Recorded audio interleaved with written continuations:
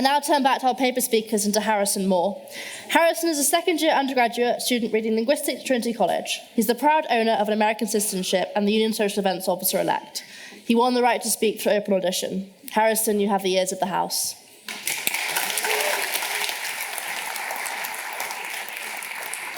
Thank you. Thank you, Lara. It is this thing working? Yeah. Yes? Good. Just felt the need to check. It is an honour to speak to you today on this motion as, did you say the owner of an American citizenship? That is a delightfully consumerist attitude to bring to this debate about America, particularly pleased with that turn of phrase. I think I'll begin with a response to what Dylan said earlier. Why are we here in the Cambridge Union Society, this quintessentially British institution, debating America's upcoming midterm elections? Now, I think you tried to present this as some sort of neo-colonialist project, as if the Cambridge Union will dispatch a contingent of EMs to America. And if we all vote in proposition, install Democrats. No. I'll take every other point of... I didn't want to take that one. That's not what I think this motion means. I think we should care about the outcome of America's elections because they do matter to us. After all, America is the global hegemon. It's one of our closest allies. It is the largest supplier of arms to Ukraine. It's a very important... financially, financial power is unparalleled. It is arguably the most important country in the world. We should care about the domestic political character of the United States of America. Moreover, speaking as somebody from Britain specifically and somebody who is half American, there are hundreds of thousands of people who live in this country who themselves have American citizenship. And, the fabric of this country is itself woven partially from Americans. And, of course, many of us in this institution, in the Cambridge Union, who may have marinated here a little bit too long, may view a system that has frequent votes on a large number of elected positions, many of them left uncontested, as something of a familiar territory. The motion itself, of course, evokes a Trump-era Democratic slogan that we should vote blue no matter who. Rally behind the party and not the nominee, as the previous speaker criticised. And I do believe this is the right thing to do. After all, the slogan was coined right after the 2016 election, where Hillary Clinton went down to a bitterly close defeat against Donald Trump, partially caused by the decision of many on the hard left of the Democratic Party to abstain from voting or to vote third party because they supported Sanders in the primary and they didn't get their preferred nominee. In protest of Hillary Clinton being too far to the right, they got Donald Trump. You can make your minds up. You can make your minds up.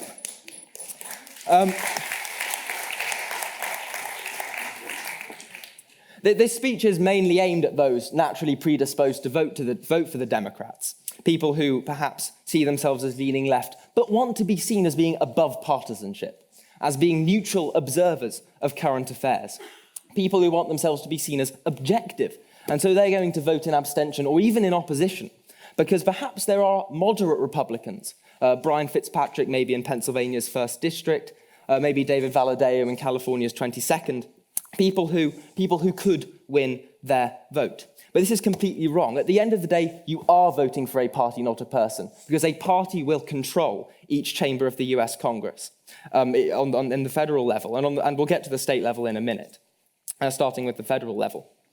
The US House, come January 3rd, 2023, will elect a speaker. If Republicans are in the majority, that speaker will probably be Kevin McCarthy, himself drawn from the right half of the Republican Party. It doesn't matter how moderate the Republican in any district you're conceiving of is, the hard right will take the speakership and will then appoint the chairships of every congressional committee. Perhaps you believe that a Republican majority will provide accountability for the Democratic Party. That if sensible Republicans control the chairships of, for example, the Oversight Committee, it will lead to better decisions being taken by the executive branch. This is absurd.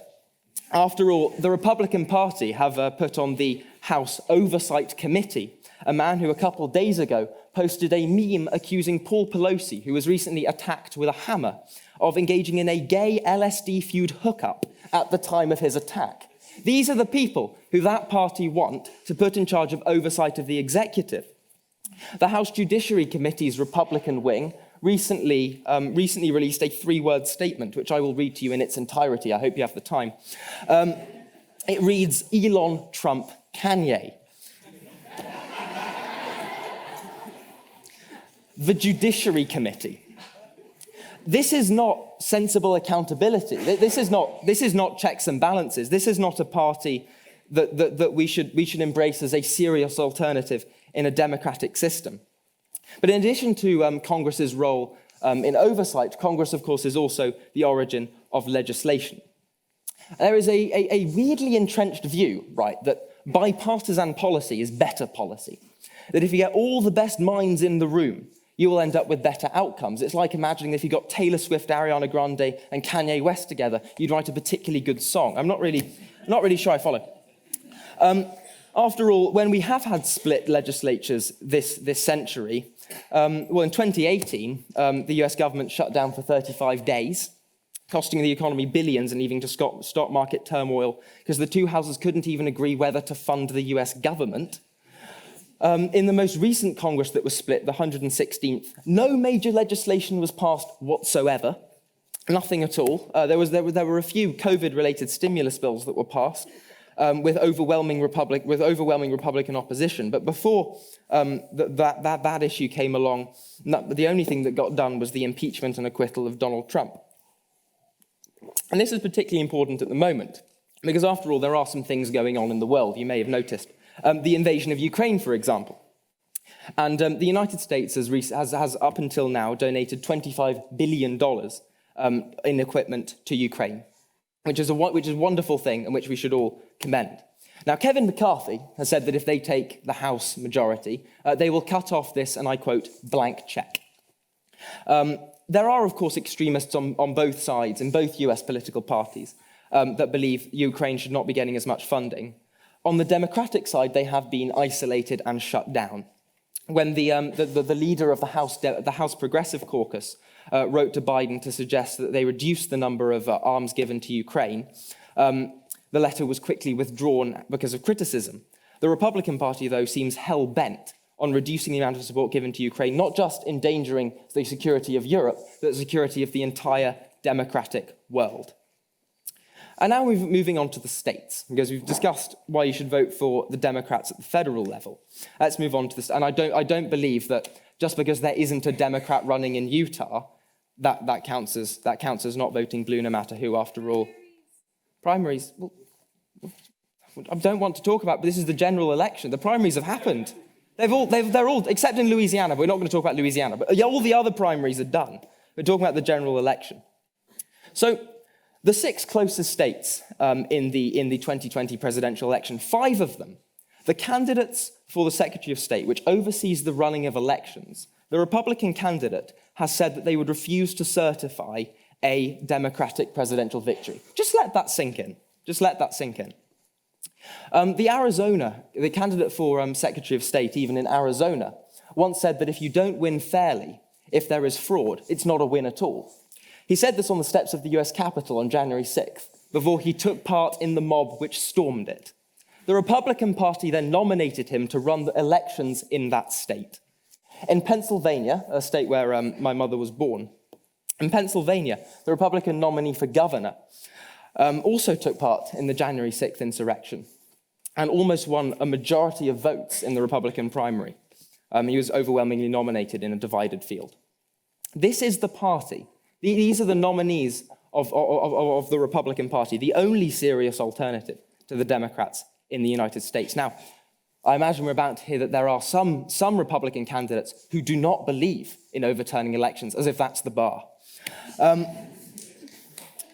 Now, this may be true. Thank you.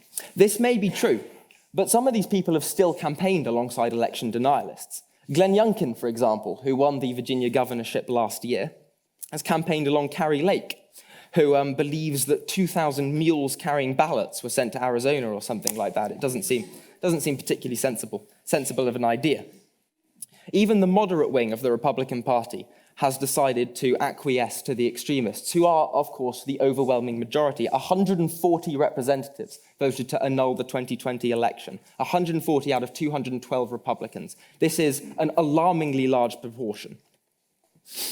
Of course, maybe we're going to hear a bit of whataboutism, that some Democrats have questioned the validity of elections because of voter suppression. Now, this is unacceptable, that you question the procedure of an election, but it is different from seeking to overturn it. That is unconscionable, and it should not be accepted in this House. To conclude, there is only one party in America that promises sensible government, serious government, and that will support democratic ideals at home and, for our purposes, abroad. And that is why, when you walk through these doors, I believe we should all send a signal to the United States that the people in this chamber, people in this country, would vote blue no matter who. Thank you.